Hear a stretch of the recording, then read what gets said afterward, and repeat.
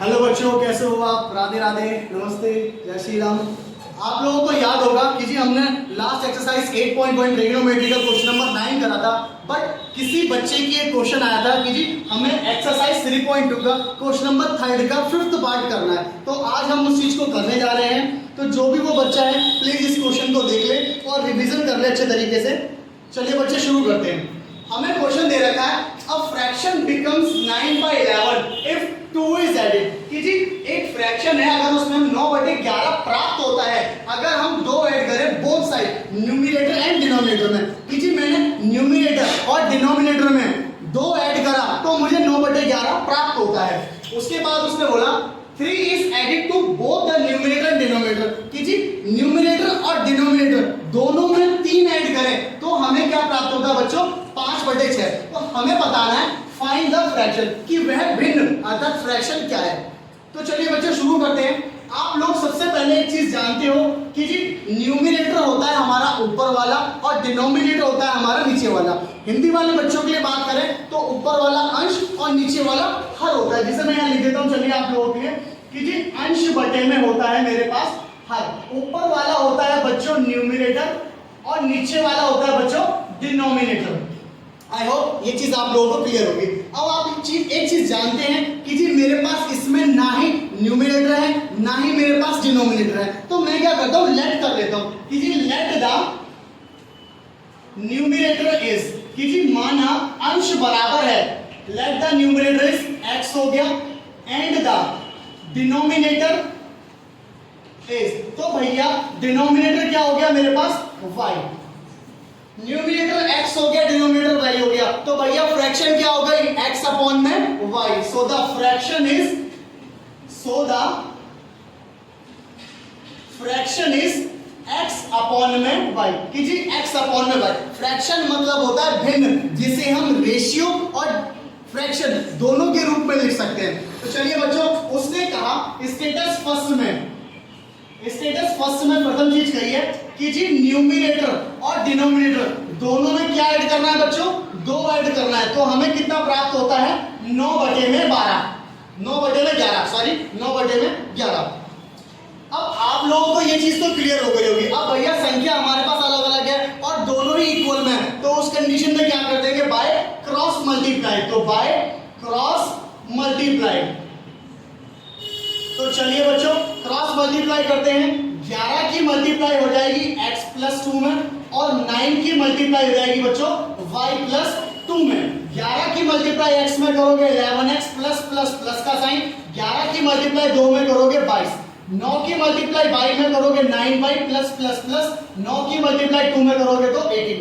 आप लोगों को याद होगा कि जब हम एक इक्वेशन बनाते हैं तो x और y की फॉर्म एक तरफ होती है। तो बच्चों x और y को हम एक तरफ करते हैं प्लस का, y 9y दूसरी तरफ जाके माइनस का, दूसरी तरफ बचा मेरे पास 18 और प्लस का 22 दूसरी तरफ जाके बच्चों माइनस का 22। तो मेरी फ्रैक्शन जो बनेगी अर्थात इक्वेशन बनी प्लस माइनस माइनस। 18 में से 22 गए 4, बड़ी संख्या माइनस के तो माइनस का समीकरण नंबर 1 अर्थात इक्वेशन नंबर फर्स्ट।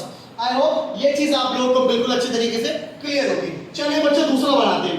दूसरा मेरे पास है बच्चों कि जी मेरे पास फ्रैक्शन तो वही है x y, लेकिन उसमें आपकी दोनों तरफ ऊपर और नीचे अर्थात न्यूमरेटर और डिनोमिनेटर दोनों में 3 ऐड करा तो मुझे क्या प्राप्त हुआ बच्चों? 5/6।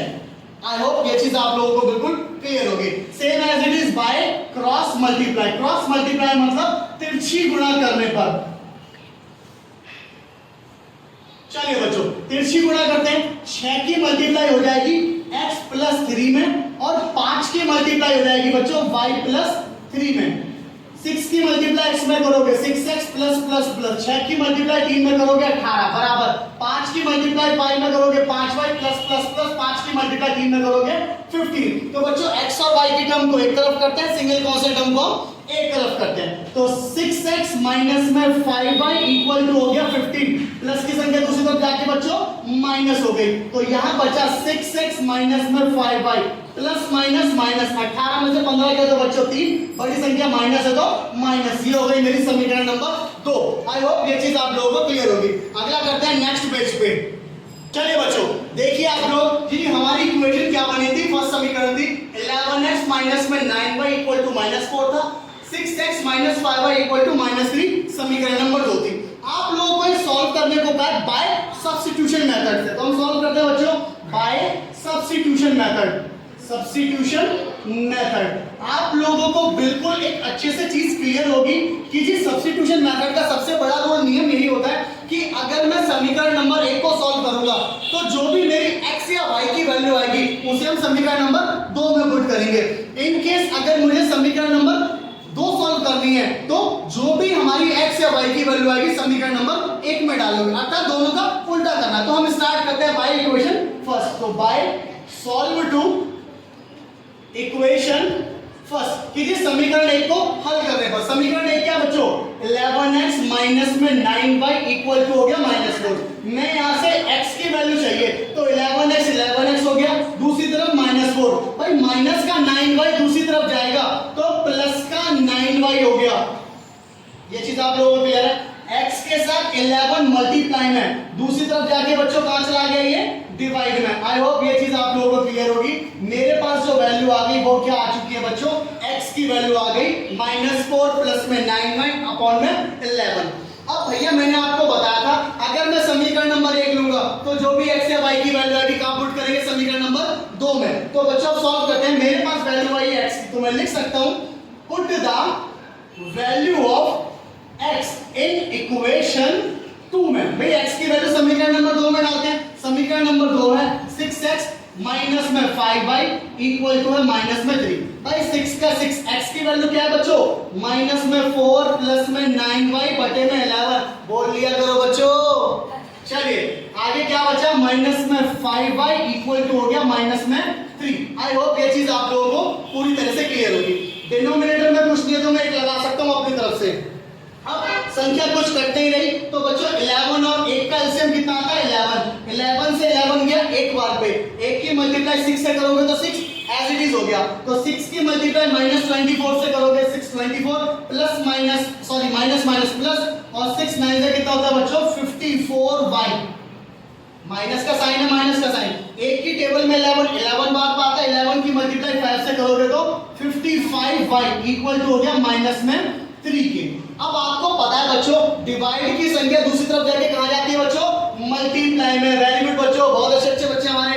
चलिए माइनस का 24 प्लस में 54y इक्वल टू माइनस में हो गया मेरे पास 55y और डिवाइड की संख्या दूसरी तरफ जाके मल्टीप्लाई में, तो 11 मल्टीप्लाई में हो गया -3। ओके बच्चों आगे करते हैं -24 प्लस माइनस 55 में से 54 गया तो बच्चों क्या बचा माइनस का y। Very good equal to 11 की मल्टीप्लाई 3 से करोगे तो माइनस का 33। भाई अब सिंगल कांस्टेंट हम है -24 और सिंगल कांस्टेंट हम है -33, तो दोनों संख्याओं को क्या करते हैं एक तरफ, माइनस का y इक्वल टू हो गया माइनस में 33, माइनस की संख्या दूसरी तरफ जाके प्लस, तो माइनस का y इक्वल टू हो गया -33 में से +24 गया तो माइनस का 9, माइनस से माइनस गया बच्चों y की वैल्यू क्या आ गई मेरे पास 9। आई होप ये चीज आप लोगों को बिल्कुल क्लियर होगी।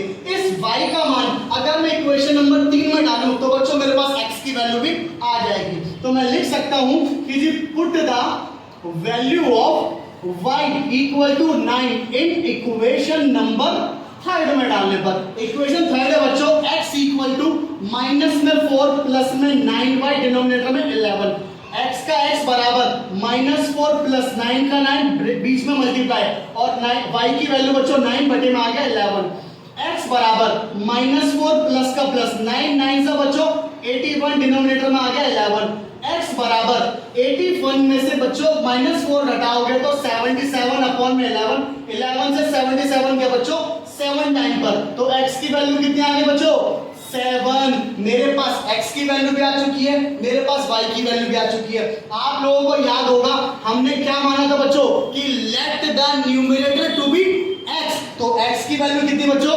7 और हमने क्या माना था let the denominator equal to y, तो y की वैल्यू कितनी है 9 और हमने क्या बताना था बच्चों सो द फ्रैक्शन इज, हमसे पूछी थी फ्रैक्शन, सो द फ्रैक्शन इस फ्रैक्शन को हमने माना था बच्चों x अपॉन में y, x की वैल्यू 7 y की वैल्यू हमारे पास 9।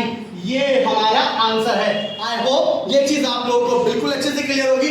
फिर भी अगर किसी भी बच्चे को कोई डाउट होता है तो वो कमेंट बॉक्स में जाइए, कमेंट कीजिए। और अगर किसी को कोई क्वेश्चन समझ नहीं भी आ रहा है तो बच्चों प्लीज मुझे कमेंट कीजिए, मुझे बताइए आप लोगों को कौन से चैप्टर पे कौन सी एक्सरसाइज का कौन सा क्वेश्चन नंबर चाहिए, मैं उस पर डेफिनेटली आप लोगों के लिए वीडियो बनाऊंगा। आज भी हमारे एक भाई ने बोला था, एक सब्सक्राइबर ने, कि जी भैया एक वीडियो बनाइए इस क्वेश्चन पे, एक्सरसाइज है 3.2 क्वेश्चन नंबर 3 का 5th पार्ट है, तो उसके लिए मैंने इस क्वेश्चन को बनाया है। तो आई होप ये चीज आप लोगों को क्लियर होगी। फिर भी अगर कोई प्रॉब्लम हो तो कमेंट कीजिए, लाइक कीजिए, चैनल को सब्सक्राइब कीजिए और प्लीज बेल आइकन को प्रेस कीजिए ताकि आने वाली लेटेस्ट वीडियो आप लोगों को मिल सके। जय हिंद, जय भारत, वंदे मातरम। Thank you.